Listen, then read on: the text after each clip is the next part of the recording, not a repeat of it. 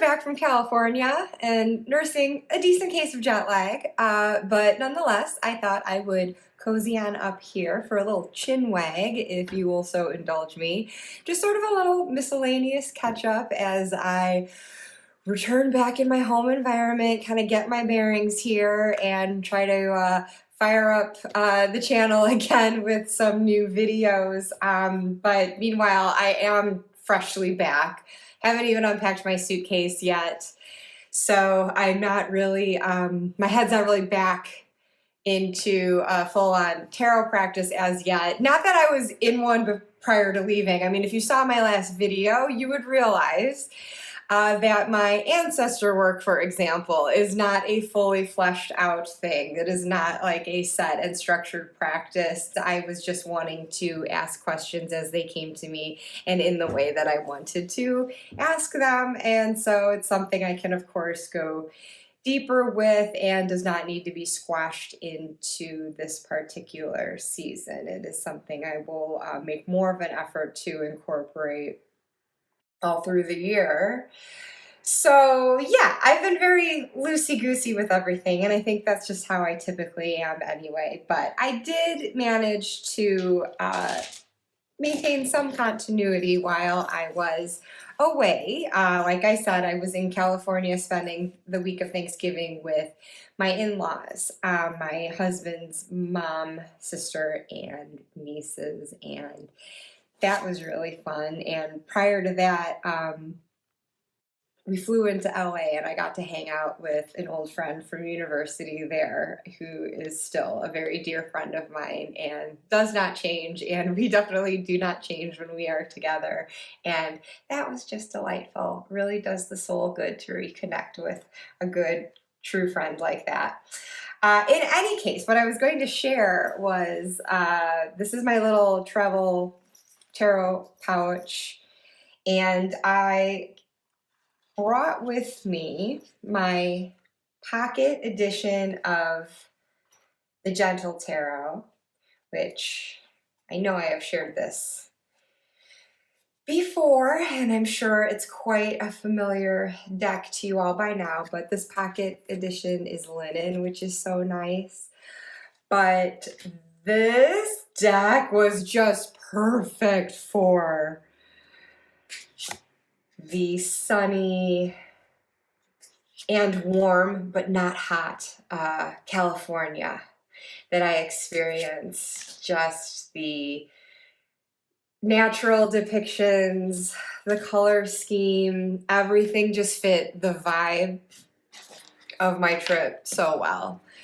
Our drive along the coast, each of the towns we visited, places we stayed, it just felt so right each and every time I pulled this deck out, and I loved it. I loved it, loved it, loved it. So really glad that I brought it with me. And I also was thinking too, like for Thanksgiving, the earthier tones of it just seemed to suit that holiday as well. And this one, especially this linen version, I love to pair with the Points of View Oracle, which I got through Kickstarter. I think it was the first Kickstarter deck that I ever backed. The first of only a few. I don't do a lot of Kickstarter, but here are the backs, and this is also a linen, and it just feels the same as this deck, and the art style and color palette complements the Gentle Tarot so incredibly well. As does, I like that, as does its gentle approach. It comes in from a rather psychological standpoint and can address some heavy, deep issues, but the guidance, I feel, is always a comfort.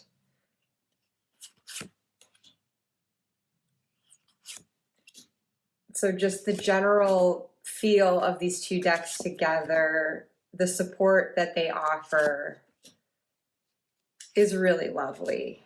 And if I show just a few of these together,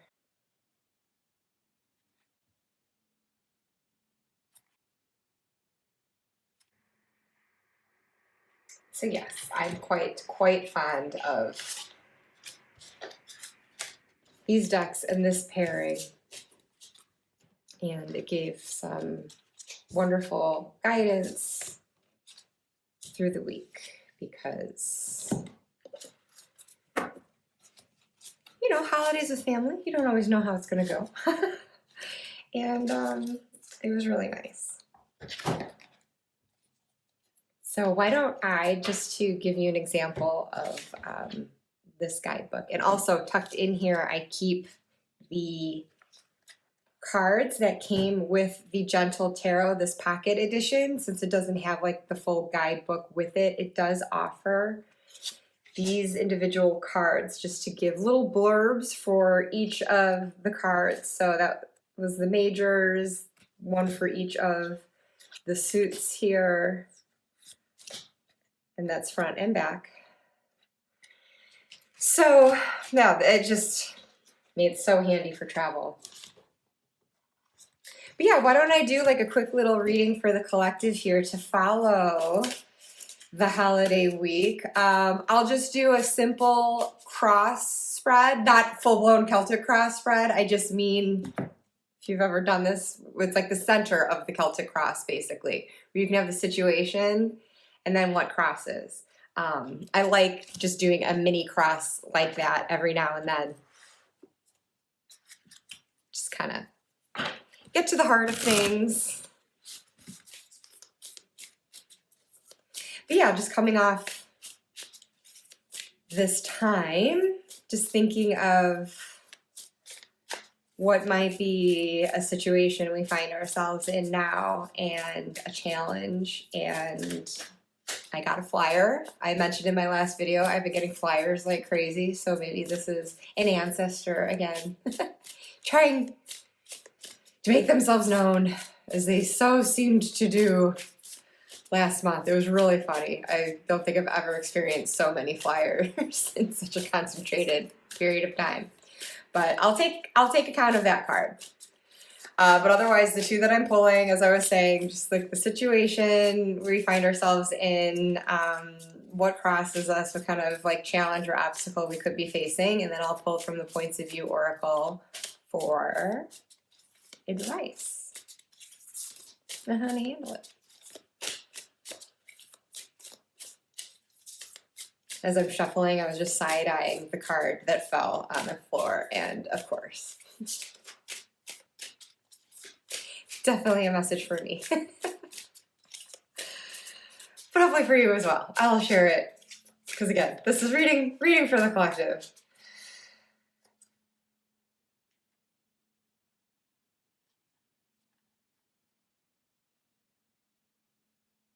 I don't know, it doesn't feel like it wants to split yet.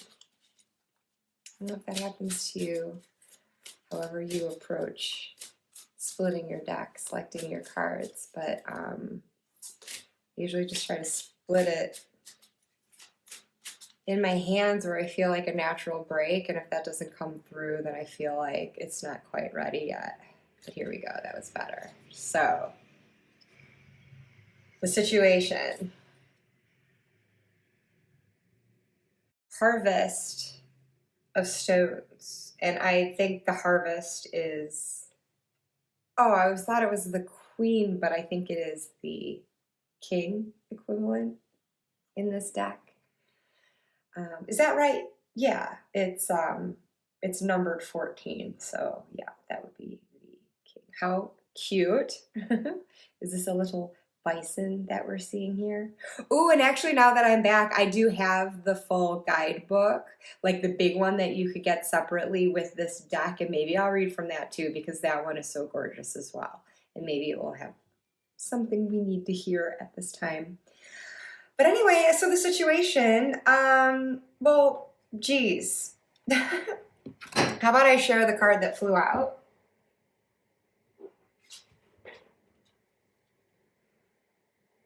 The Five of Cups. This one stalks me. So for me personally, I'm seeing something in this rather paternal, and it might be the case for you as well. This is someone, especially as I'm seeing in this image, that provides really stable and sound sense of support.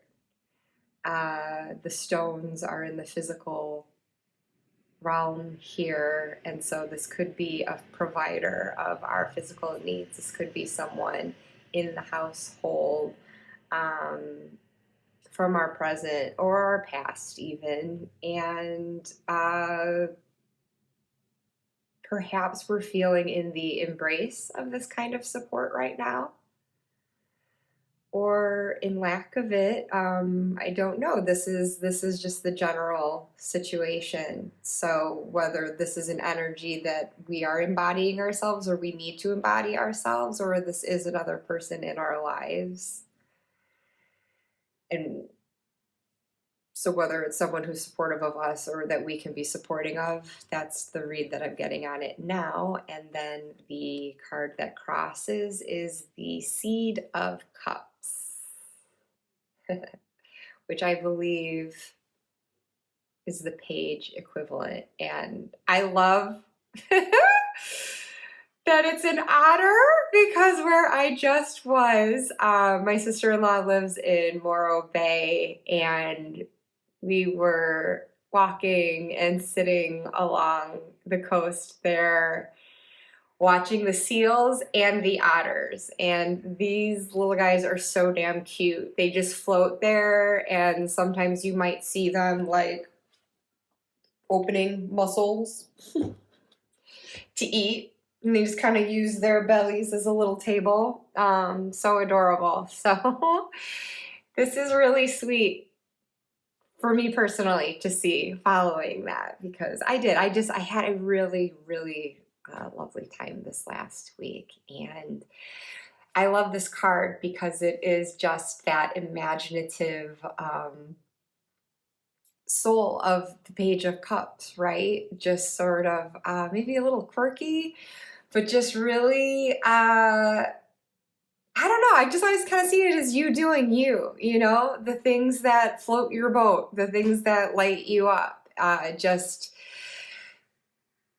meeting your fancies in whatever way you can, and just being true to that core creative self, I guess.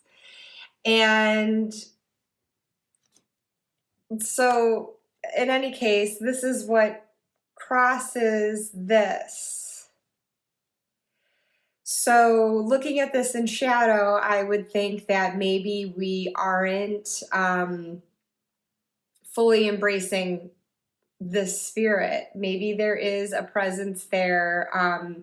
Maybe it could even be like a domineering one that is keeping us from this like sense of lightness and levity, creativity, or maybe it's the absence of a presence like this. Especially in this image, it's such a nurturing figure, and with the brightness and hope of that rainbow there.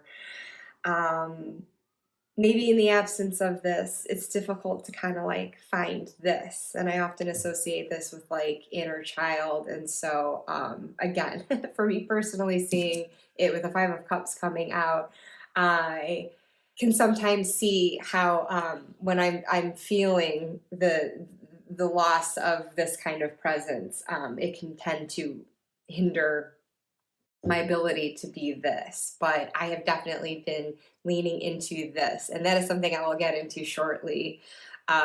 Trying to lean into the things that I'm passionate about and can keep me creative and excited about something. So there's a project I've been working on, purely indulgent, and it's been great. And so for me, I'm just seeing this as like, don't let this be a hindrance to that. And I don't know how that might apply to you, but let's look to the oracle for some guidance.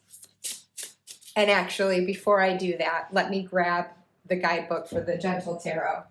Okay, so I'm referring to this guidebook. Nice, meaty guide. So let me find stones.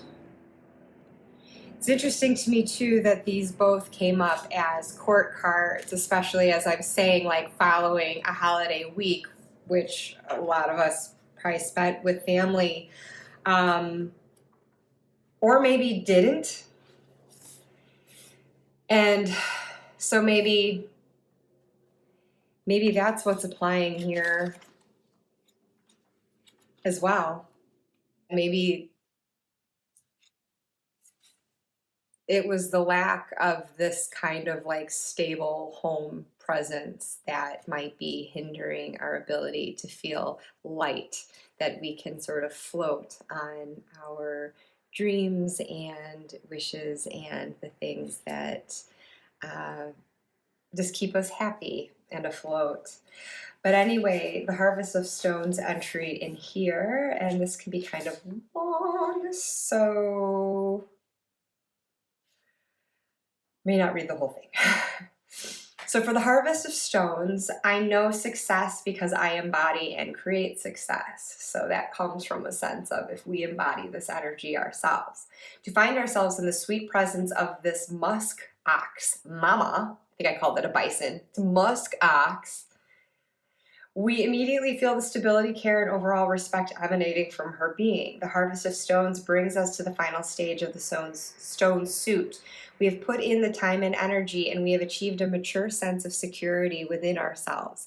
This can be material security, but like our 10 of stones, we also recognize wholeness in light of spirit and connection to our heart. Our harvest has lived through many cold winters, has been robust in her health, and has maintained a balanced dedication to her ecosystem, even amid storms that come her way. The loyalty we seek to represent here is one dedicated to both the respect of self and of the whole. We see long-established gains through unending resolve and care. She knows success because she embodies and creates success. Her ingenuity and ability to mediate situations is as dependable as the sure-footedness of her hooves in the earth.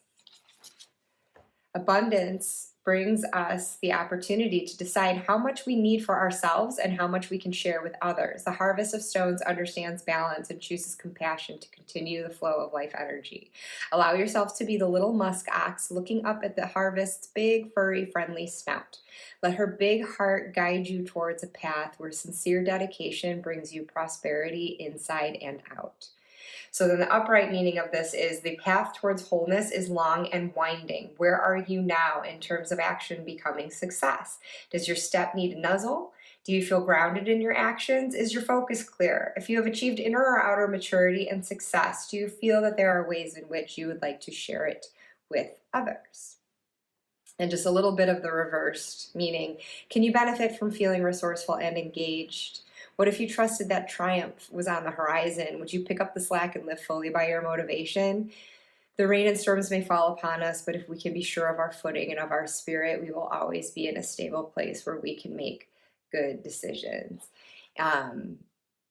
Yeah, so I like that. I do often see court cards as an embodiment of ourselves. I think it's just because the flyer card for me made me interpret in a different way, but that's me. So for you, take that in the spirit of, being your own harvest.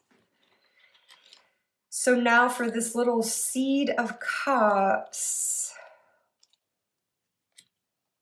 I am playful in my exploration of intuition and emotions. The energy here is lively, curious, and eager for adventures of heart and soul. The Seed of Cups easily falls in love, be it with a partner, an idea, with themselves, or the world around them. We invite fresh movement into our sacred space, inspired by the playful dance swim of the sea otter, the way they dive to the depths of the ocean floor and swirl as they rise again. We are encouraged to freely engage with our feelings. Now is the time to follow the glimmers that bring us happiness and tug at our heartstrings. If you are going through a chapter heavily influenced by heart and soul work, aka this perhaps,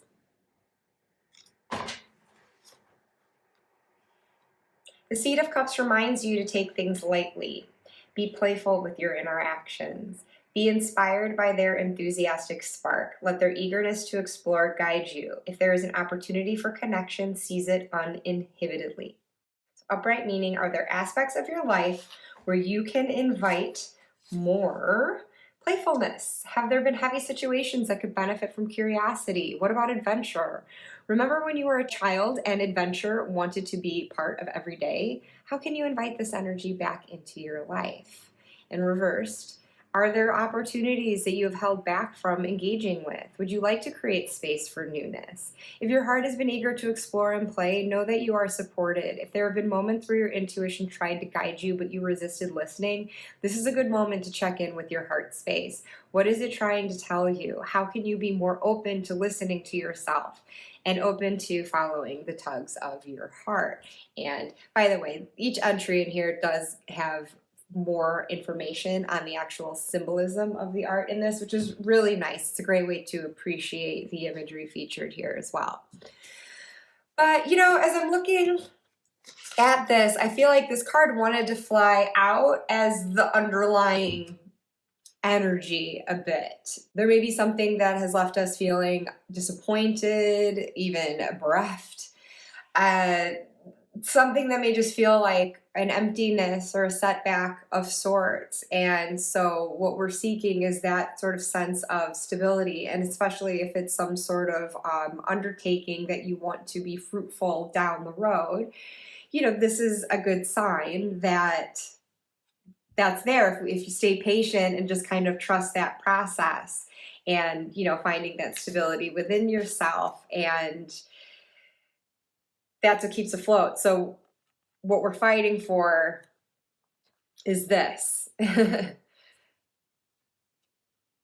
keep fresh and keep faith in those ideas and that sense of play that we have, that sense of wonder in the world and whatever we might be embarking on. If it is like a new creative undertaking, for example, not to be held back by this if it's inhibiting this. And so the underlying situation is basically feeling that kind of support, whether from someone else or within yourself. And so going back to the Points of View Oracle, hopefully for some guidance on this.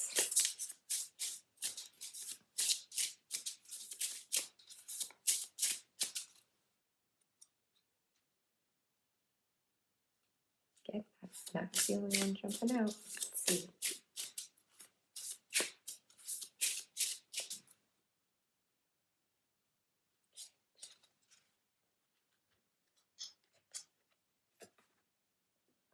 Blank stare.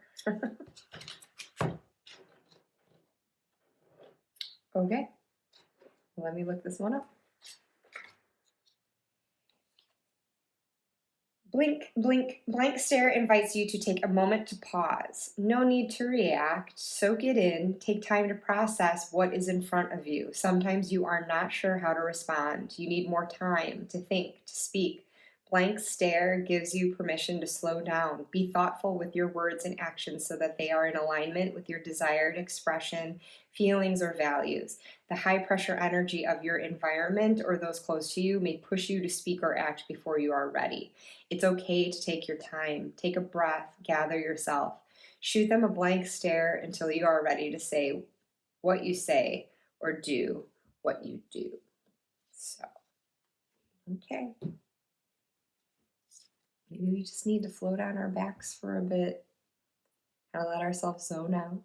And as it said, just make sure that anything we do or say it is in alignment with the vision that this little seed has, the seed that it wants to plant. So, all right. Coming off of what could have been a busy week, that's kind of a nice message to get. Not a call to action, but rather in action to just sort ourselves. And I certainly feel that way right now adjusting back to this time zone that is 8 hours different from where I just was. And yeah, I'm getting reacclimated with being back in my house, and I've got to get myself unpacked, and the creative pursuits that I have underway, you know, I want to get back in the game with that too, but I'm not in a mode where I'm feeling like super charged up for that as yet. I just need a little bit more a blank stare, I guess. So meanwhile, I have some of my coffee here. Meanwhile, what both my husband and I have been blankly staring at, the jet lag has us staying up late here. So, whereas it was knocking us out earlier in the evening over in the States. So we've just found ourselves like not wanting to force ourselves to go to bed any earlier than we're ready to. Like we just genuinely want to feel tired because that is what will lead to actual sleep. Otherwise, you're just laying there restless and supremely bored. There's nothing more boring than insomnia. So, anyways, we've been staying up late watching The Boys on Amazon Prime, which is awesome. It's like the Avengers if they were all psychopaths. It's great. It's super dark, super graphic, real good. And yeah, so that's been fun. And I guess speaking of TV, prior to leaving on our trip, I was watching Community. More specifically, I was rewatching it. I'm working on my third full viewing of the whole series because I just love that show. The irreverent humor of it just fits me to a T, and I might have a little crush on Joel McHale. Don't tell my husband, although I'm sure he's aware. But yeah, anyway, so I ended up watching that again because after the binge of all things horror through October, I needed a palate cleanser. I love my spooky season shows and readings and everything, but the heaviness was apparent getting into November, and so I just wanted something light and something that would make me laugh, and so then that was Community. So I think that's one of those things that I can like direct my blank stare to for a time to just kind of like reach into me and pull out the laughter and just feel like very silly and light, very inner child. And honestly, I think that's why that show does appeal to me, because it's like these adults who are just so they're so immature. They're like me and haven't really grown up, and that resonates with me. I like it. So speaking of this inner child stuff and some creative work that I've been up to, trying to tap more into that, I had been feeling in a standstill of creativity as I was, tending to some work projects instead over the summer. And I then went to visit my family in Illinois for all of September and then some. And I always back burner my own creative projects. Like if I have an editing project that I'm doing for someone else, I've got a deadline, like I will tend to that. I will carve out my own personal space to do that work, even when overseas. But otherwise, if I don't have a deadline like that, I tend to not prioritize my own projects for myself. Because I figure, there is a logic to it. I don't fly over the ocean to just ignore my mom, my siblings and nieces and nephews, etc. I want to be present for them. I want to be helping out. I want to be engaging with life there. But nonetheless, I was really, really feeling the pull this past September to do something creative and something just for myself. It was just a way of, I don't know, I think it was a form of self-care. And I could still be present. It was something very easy that I could do on a down day at my mom's house if we were just like hanging out and watching game shows or whatever. You know, I wasn't really looking to like dive into my writing at that time because I really need to be in the story. I need to be immersed in that world, and that does require isolation. I didn't want to do that. I wanted to be there with my mom and in the room with her. And so I just started doodling in my passion planner. I opened it to a back page and did some chicken scratchings just as I'd be sitting there with her when we weren't talking, and if I was just watching the TV, really didn't have to engage my brain too much with the game shows, right? So those were moments when I could just kind of sit and think and jot something down, and then if my mom spoke up, I could engage in conversation with her. So it really started as just sort of like these little random bits of time where I could find my thoughts and just jot them down. And then those written thoughts turned into some rough sketches, which I don't want to show too closely because I'm not the best drawer. But those ideas then went the next level once I returned from that visit in October and hopped on my computer. I started building something which has now manifested into this package that was waiting for me when I got back from this trip. So from my scribbles in September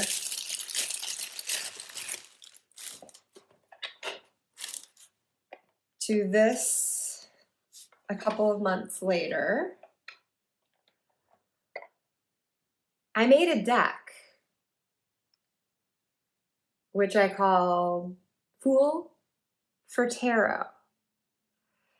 So this isn't something for resale. This really was just a creative undertaking for myself to indulge 3 things that I'm passionate about: tarot, writing, and Buffy. And to be more specific with Buffy, Spike. I heart Spike. I'm a fool for Spike. But that's where I got this name from. Fool for Love, one of my favorite episodes of Buffy the Vampire Slayer, a Spike-centric one where you get to see a bit more of his backstory. And based on that, the quill pen here is to represent William Pratt, the bloody awful poet that Spike was when he was human. And then down below is the railroad Spike that perhaps gave him his vampire name or inspired it. I used a black leather background in homage to Spike's black leather duster. So anyway, I made this for myself. This is the only copy in existence at this time. I will probably make more though, just to have backup and perhaps gift to friends if they're interested. But I chose a tin because that just felt like Spike. So I'm going to do a proper walkthrough of this at some point. So I'm just offering a glimpse of it here because I'm really excited. Like, this is newly in my hands and I kind of can't believe that, like I said, going from the scribbles in here to now a deck in my hands is like wild to me. Basically, it's a Valentine to Spike. And I wanted to analyze his character arc through the language of tarot. And I mentioned also that the third passion that I was incorporating here was writing, and that is coming into play right now with the companion book that I'm working on. So that is still a work in progress, and I will probably wait until that is fleshed out before I do a more thorough walkthrough of what this entails and what my thought process was through it. And I'm acknowledging not everyone's into Buffy. Probably many of you haven't even seen it, or you have, you don't care, or you have seen Buffy, you love it, you don't like Spike. I get it. So when I make these videos, and there's probably going to be a few of them because I'm really excited about this, I'm proud of it, and I want to share it. So I guess those videos and this segment of this video is definitely for that special little center of the Buffy Tarot Spike Venn diagram. So Spike is one of the most fascinating characters I've experienced, I have to say. Like, I am properly obsessed with him. I just thought his character development was awesome. For all the highs and lows, all the good traits and horrible ones, I was spellbound. And honestly, I think that that is a huge reason why I love Buffy as much as I do. I think I fell hard for Spike and just really appreciated what the writers did with that character. And so I thought it would be neat to explore his characterization by overlaying it on the Fool's Journey and see how Spike, through the course of Buffy, and I did limit it to Buffy, not going into his appearances on Angel, the spinoff, but over the course of Buffy, I just wanted to ruminate over what Spike's Fool's Journey was. And so, anyways, well, first of all, I should say, I love linen cardstock. That's my favorite. So I knew in ordering this with that texture, it was going to compete with the textures of the fronts and backs of the cards. So I am interested in getting a smooth copy just to see if that would be better.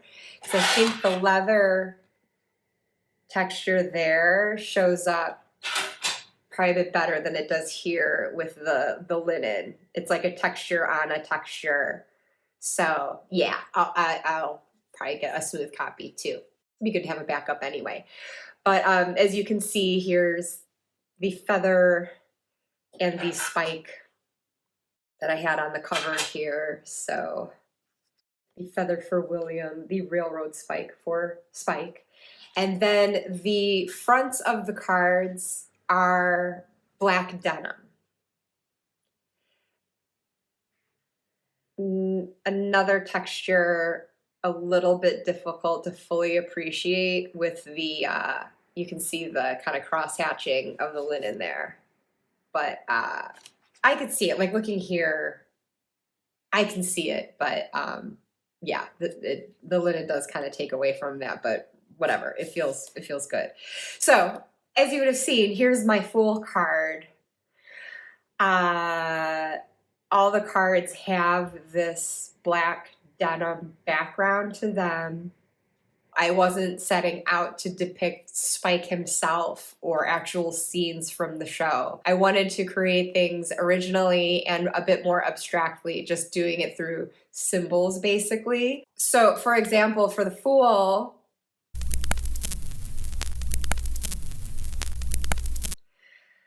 I wanted this to represent the outset of Spike's journey as a vampire. So the crinkled paper with the word effulgent written on it is meant to represent the poem that William was writing the evening that he was turned into a vampire.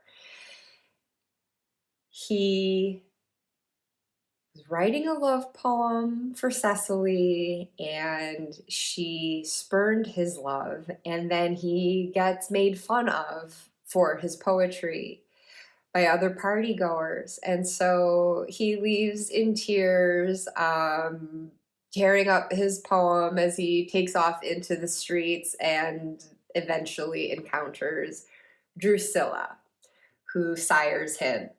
And so the red drops of blood are to represent that, as if he's dropped his paper to the ground, and then this is from his fang wounds. But, you know, this was a moment of Spike stepping off the cliff. It happens fairly quickly, but it does seem that he goes into this transition consensually. He feels that Drusilla understands him, and so there is this willingness to step off the precipice and embark in this new life with her. And I use the word effulgent because he gets made fun of for that. It is the awkward word that he uses for a rhyme that I believe he rhymes it with bulge in it. Bulge in it. So he was a bloody awful poet, as they say, but so sweet and innocent, and in that way also embraces the fool energy. So yes, that's the beginning of his arc as the vampire. As another example, for the magician, I was thinking of earlier Spike, who murdered 2 slayers, and how focused he was on that goal. And that's something that other vampires would have only dreamt of, but wouldn't actually set out to do. They were probably terrified to actually try to seek out the slayer, let alone kill her. But Spike, as a younger vampire, he sets his sights on that and he manifests it. He makes it happen. And to make that happen, he has to be very resourceful.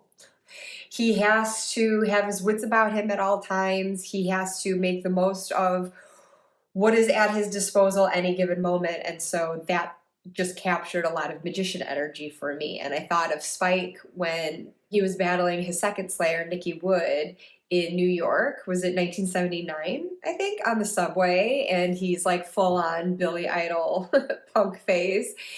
And there's a moment where he like knocks out one of the poles and starts twirling it. And so this is an extra weapon that he's got now.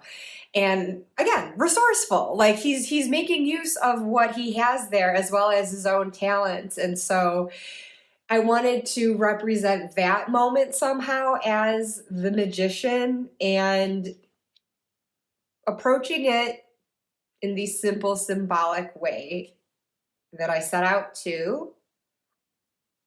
I show that merely with safety pins. So these are images you really would have to know the show. I don't know how if someone were to use this deck without having seen Buffy and knowing what these are in reference to. I'm not saying that these are images that you could just intuitively run with for a tarot. It's not the purpose. Again, it's for me. I know what this means to me. So I use the safety pins. This is what he had on his top as he was fighting Nikki on the subway train. And I remember this trend. I remember my sister's denim jacket in the early 80s also using safety pins to make pictures and patterns. And that in itself is quite a resourceful thing, making use of what you have already. You know, you don't have the studs or the rhinestones, you use the safety pins that you've got lying around. And so, yeah. There is a late 70s Spike as the magician. High Priestess. I've got a doll for Drusilla, and she's gagged like Miss Edith. As you can tell perhaps already, this is a predominantly black and white deck, but now and then I do bring in some red accents. So like the blood here, the gag here. But this is just to portray Drusilla as the high priestess of Spike's life. The Empress, I put a cross stitch in for his mom. There is a cross stitch font that I used to make it look like she stitched early one morning, which is the beginning of the folk song that she would sing to her son William, and is the one that later triggers Spike. Speaking of cross stitch, I would be remiss to not share this 1 second. I was super into cross stitching as a young adult. I did a lot of it during my summers between college terms because I'm cool. That's how awesome my life was and is. So anyways, I found cross-stitching again during COVID lockdown. A lot of people did. Starting with this. I actually found a pattern on Etsy. Well, these are two separate patterns that I found on Etsy, and I combined them. Effulgent, the definition of it, and then there is Spike and Buffy from Something Blue when they are under Willow's spell and think that they love each other and are getting married. So I had felt a little rusty with cross-stitching. It had been over 20 years probably since I'd done it, so I warmed up with that. And then upgraded to this, which is far from done. I don't know when I'm going to finish this effing thing. I was on a real roll with it during lockdown, and then after that, I fell off of it. And this is honestly going to take forever, but it'll be worth it. I have to see this through. But so far, this is what I've got. A cheeky little grin.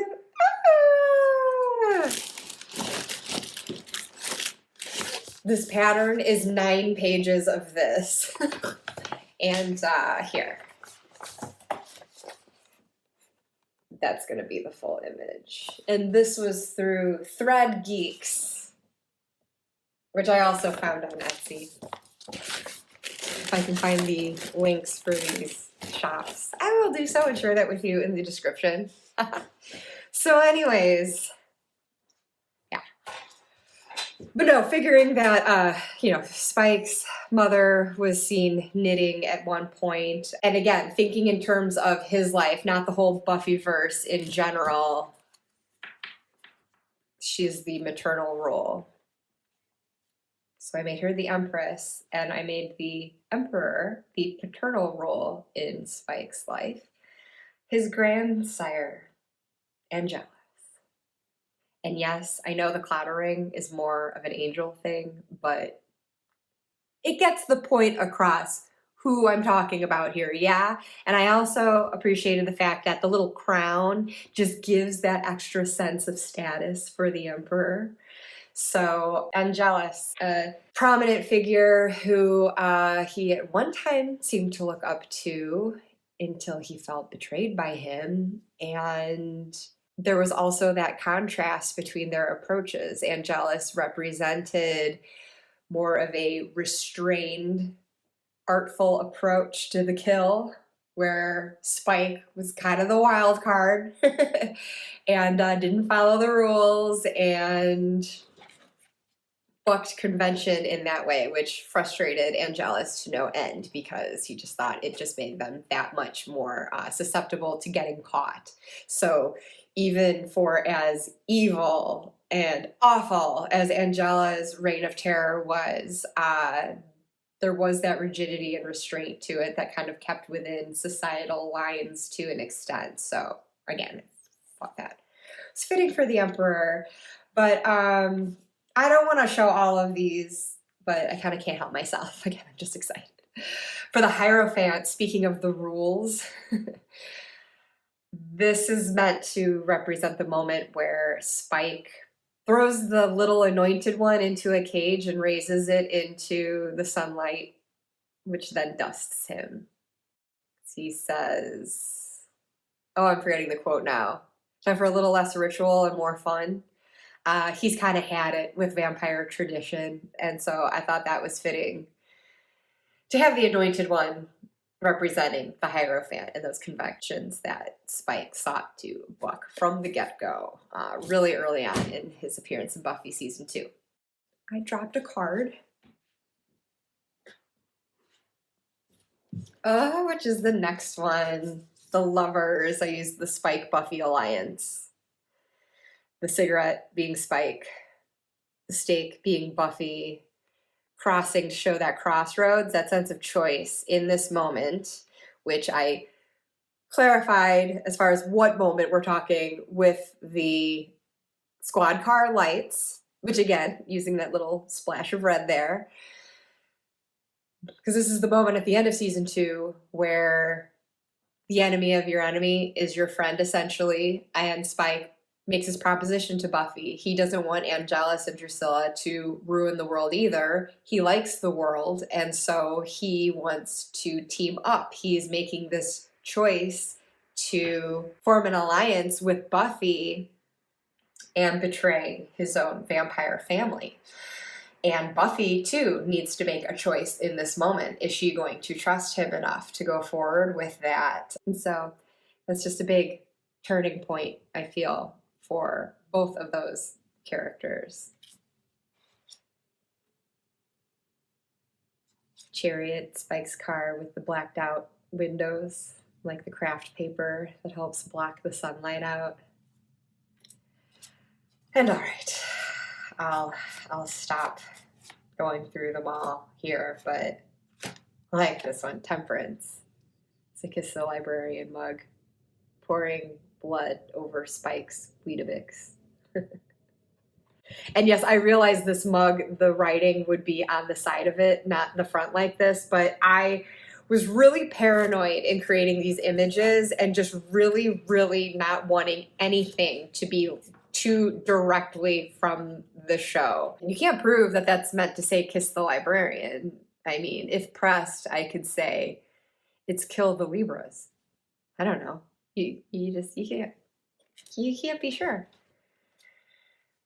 The devil, the Persian rug, with Spike and Buffy made love on or under, I don't know, but he's got those rugs in his crypt, and then there's that point where he pulls out the handcuffs and asks her if she trusts him. That whole relationship they have in season 6, quite toxic, quite devil energy. And I should have said before that there were spoilers here, so I'm so sorry if someone hasn't seen Buffy and I'm giving away huge plot points, but okay, I'll share this too.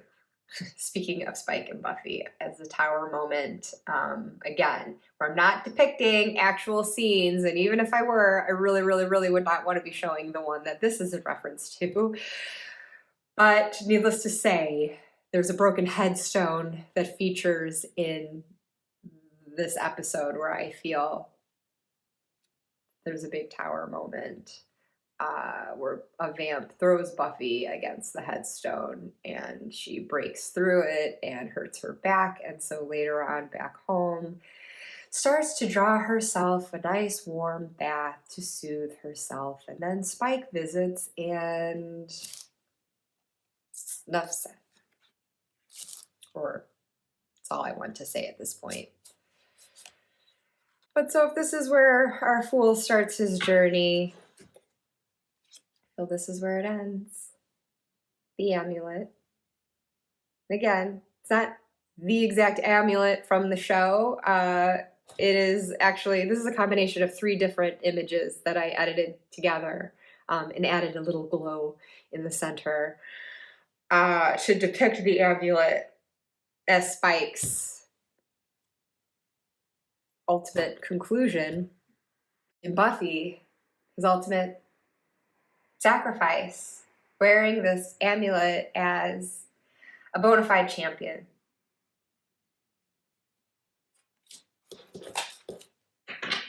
That was the end of his journey there. So for the pips, again, because I'm not doing a full walkthrough of all of this, but I'll share with you the suits that I chose. Because I decided to do pips because I'm lazy. But honestly, I didn't want to get into like all the minutia of that. I really wanted to focus on that big character arc. And I did, though, in doing pip cards, I tried to arrange them as best I could to sort of mirror RWS meanings where that could still come across. But anyway, in place of the wands, being that this is a Spike deck, I chose cigarettes instead of wands. And because Spike is British, he would be calling them fags, not cigs. I don't think he ever used this term on the show, but as a Brit, that's what he's calling it if he's using slang. So this is not being used in a derogatory sense whatsoever. It is legitimately the British slang term for cigarettes. In Spike's voice, that's what it would be. So, got the Ace of Fags there. Again, would just kind of arrange them in ways that could somewhat evoke RWS, meaning court cards. For the swords, I did the Railroad Spike. So here's the Ace of Spikes. So for the cups, when I thought of Spike's emotions, I thought of him pouring them out to Joyce Summers in her kitchen over a cup of cocoa. So this is a cup suit. This is cups of cocoa. And I played around a bit more with this because the arrangement of the cups, sometimes I felt like I could only do so much with that. So I played around too with the toppings of the cocoa. So like for the 2 of cocoa, it's like those hearts that the baristas can make on top of your latte. And 7 was fun. I have all different toppings to choose from there. And so on and so forth. So then the pentacle suit, going for something earthy, I chose the bloomin' onion that Spike so loves. Even though as a vampire, he doesn't need to eat food. I don't think that food even tastes the same or as good for a vampire because Angel doesn't eat. So Spike does, though. And so I just thought of that, like that physicality, those physical creature comforts of humanity are the ways in which he so retains his humanity, even as a soulless vampire. It's why he does have that alliance with Buffy in season 2. He likes this world. He likes dog racing in Manchester United. And yes, that all these people are walking around as Happy Meals on legs. He likes to eat actual people, but he likes the physical pleasures and comforts of life. And the bloomin' onion is indicative of that. So just kind of a peek what those are like. Again, playing with it, like empty plates for the 5. I like the process of starting with the onion and honing the art of cutting it to make the blossom. And again, for that splash of red, I added red roses to the 9. So, yeah. And then there's the court cards, of course. which I'm not going to go through them all, but just as one example, the King of Onions. I mean, it was to put bloomin' onion was too long, I thought, for the text on the card, so I just went with onions. But for King of Onions, I have a representation of his mausoleum. Because Spike didn't live like other vampires might have in the mausoleums at the cemetery. They might just crash in there and do nothing with it. But he turned his mausoleum into a home. He wired it somehow for electricity so that he could have a refrigerator and a TV. So he had furniture in there. He had his candles and carpets. Even Buffy described it at one point as comfy. And posh is a word that Spike used for it. And just to convey that sense of this really being a home, I put a bag of groceries on the front step. Because Spike was sometimes seen coming home with groceries, which I just always thought was the cutest thing. And this is the subtlest splash of red in the whole deck. The red peppers in the bag are technically red, although it is kind of difficult to see. And I figured it would, but I thought it's funny. But something distinctive about the court cards in this deck is that I did add a bit of text to them, just a word or phrase to supplement the image and further enhance what it's in reference to, as well as how it applies to this particular court card. And because this is a Spike deck, not of the whole Buffyverse, I did not choose a different character for all the courts, rather a different facet of Spike's characterization as depicted through the courts. So as you see, the king, this is Spike's mausoleum. This is a way in which I feel that he is showing that culmination of physical resources and comforts that he's worked to put together here. To show another example,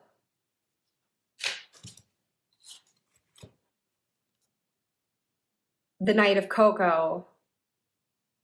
This is meant to be the love spell that Spike wants Willow to make in season 3 when he's heartbroken over Drusilla, and my nod to the monologue that he delivers to Angel and Buffy is captured in the text here. It's blood, which is when he's saying to them, love isn't brains, children, it's blood.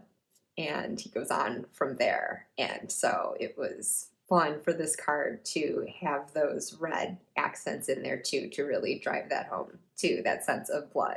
But that is a moment where I see Spike being very Knight of Cupsy, very passionate, very in love and heartbroken, and taking action on that. Toxic action, yeah, but action nonetheless, as a knight would. And as you can see with the courts, I just approached it with the court title and then a little image of the suit above it. So I could go on and on and on about this, as I already have done, but I do promise, for those of you that are interested anyways, I will do a proper like top-down walkthrough of everything and explain my choices. And again, I would like to do that when I've got more of the companion book fleshed out. Now I say companion book, not guidebook, because this is just something I made for myself. So I'm not looking to teach like anyone tarot with this. It is more this character analysis of Spike. And so I am having fun with the entries for each card. A little challenge set out for myself, but also something just to keep it playful and silly and just really tapping into that Page of Cups energy that we saw in that earlier reading for the collective. Since Spike as a human was a bloody awful poet, I thought it would be fun to write poetry for these cards in lieu of like guidebook entries. I'm writing a poem for each card, and it's not to make light of poems. That's not the funny bit. It's the fact that I am not a poet. I am not Marlena Teresa. That's where I feel like William the Bloody Awful Poet gives me free license to be absolutely terrible in what I write. And so I'm just making it playful. I'm writing a sonnet for each of the major arcana cards, and it's in all from Spike's point of view, and just gives a little bit more insight into the moments depicted in each of these, and to serve as that like bridge for how these moments suit the tarot card at hand. And I'm not positive yet, but I thought it would be funny to do limericks for the court cards.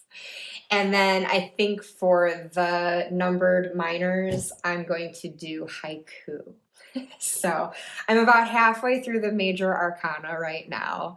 My poems are truly bloody awful, and it is hard to stick to sonnet convention. But that's why I've chosen the types of poems that I have, because I'm not a poet. I'm not very skilled at it. I like structure then approaching it. And so I like to have the rules. And so the sonnet, for example, has a very prescribed structure to it, the rhyme and the meter. So it's kind of a game for me, a challenge to see like if I can do it, even with like the stupid words that I'm writing. It can at least like fit into this form. So yeah, this is what I do left to my own devices, folks, but it is an absolute thrill and a half to have my own little Spike deck here. I'm not sure what oracle I would pair this with yet. I haven't done a reading with it yet. I do have a couple of Spike spreads that I had started brainstorming last year and never really finalized those. And I think that's actually what put this idea in my head. I was revisiting those and trying to fine-tune them, and then it just occurred to me to actually go for an actual tarot deck based on Spike. So I'll continue to work on that companion book and those spreads, so I can hopefully do them before long with this deck. And it's making me think of the Scooby Decks tag that I had started earlier in the year, where I had found a deck to represent main characters of Buffy, found one to represent Spike himself. So fair to say this will supersede that one. But thanks for hearing me out on all of that. And thank you in advance for your patience if I continue to share more about that. Again, it's this indulgence that I did for myself, but it makes me happy to share with you if it's something that you can appreciate as well. And Buffy fans, Spike fans out there, when I do the full walkthrough, it'll be really interesting to hear your reactions to some of my choices for the cards, whether you agree or disagree. You might already have those reactions to the cards that I did show today. And maybe you all think that I'm weird for even doing this in the first place, but I am weird. So thank you. Comment below if you like to let me know how your Thanksgiving was.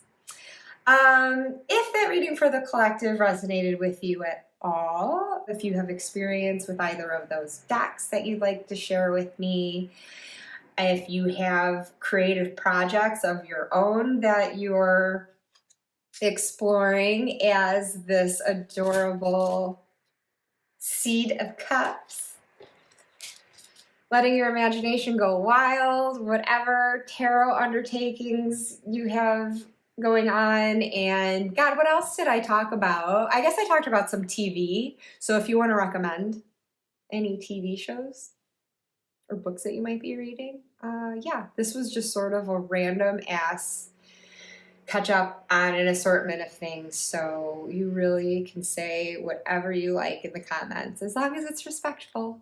Thank you. You always are, though, so thank you for being so kind and being here with me. I would love to hear just in general how you've been, what you've been up to, so let me know, and I will see you next time. Bye!